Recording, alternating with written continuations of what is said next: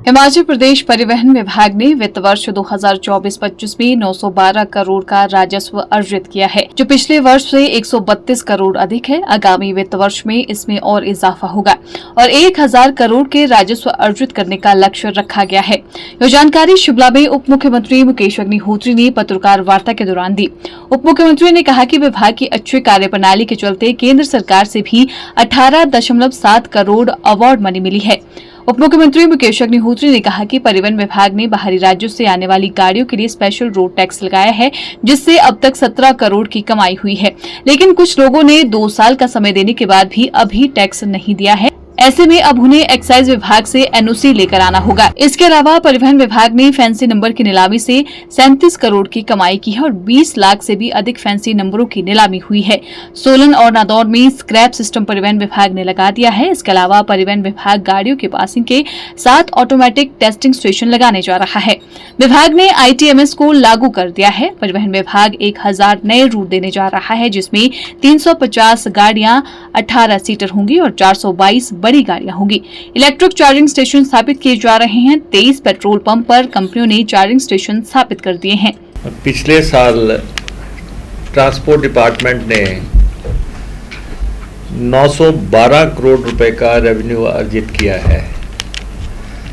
Revenue 912 crore रुपए का है, जो कि उससे पिछले साल के मुकाबले में 132 करोड़ रुपया अधिक है। तो साल के दौरान 132 करोड़ रुपए का रेवेन्यू का इजाफा हुआ है 24-25 का जी, जो कि लगभग 17% अधिक है। और इस साल हम लगभग 1000 करोड़ रुपए की रेवेन्यू को पार कर जाएंगे। और हमारा जो डिपार्टमेंट है, पिछले अभी साल शुरू हुआ है, जो 1 अप्रैल से अभी तक हमने फिर से 150 करोड़ रुपया अर्जित कर लिया है। इन 2 सालों में जब से हमारी सरकार आई है, हमने जो परमिट जारी किए हैं टैक्सीज और बसों के, वो 26,812 है। 27,000 परमिट हम लगभग जारी कर चुके हैं। ये एक आय का अच्छा साधन सामने आया है और ये 37 करोड़ रुपया अब तक अर्जित हो गया है। और कई नंबर तो बहुत ही 20-25 लाख तक में चले गए हैं, क्योंकि नंबर के चावान किसी भी एक्सटेंट तक जाते हैं।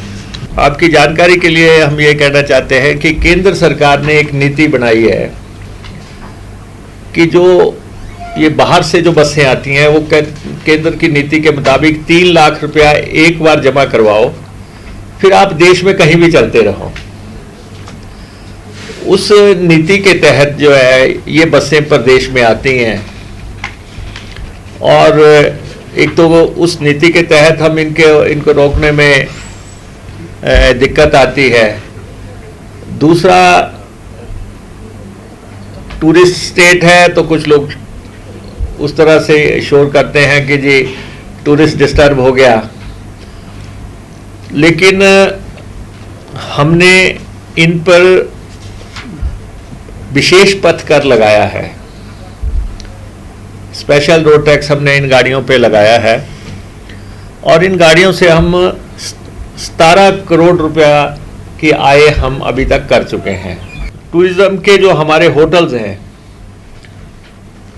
उनमें 65 होटलों पे हम चार्जिंग स्टेशन लगा रहे हैं और 11 पहले चरण में और 44 दूसरे चरण में जो है स्थापित होंगे। और इसके बाद हम जो हमारे प्रदेश सरकार के रेस्ट हाउसेज हैं, किसी भी डिपार्टमेंट के हैं, हमने 402 स्थान चयनित किए हैं इसके लिए, ताकि वहाँ लोग जाते हैं अगर ई व्हीकल के साथ जाएंगे तो उनको इंफ्रास्ट्रक्चर मिल सके।